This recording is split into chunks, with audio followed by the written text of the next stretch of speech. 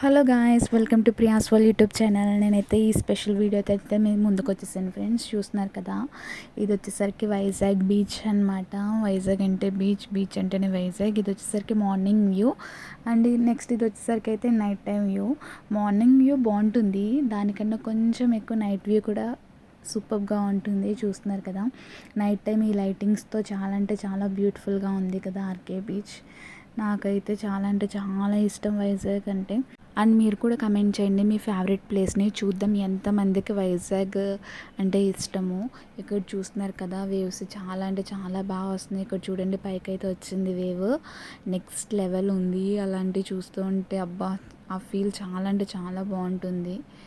మీలో ఎంతమందికి బీచెస్ అంటే ఇష్టమో కూడా నాకు కమెంట్ చేయండి.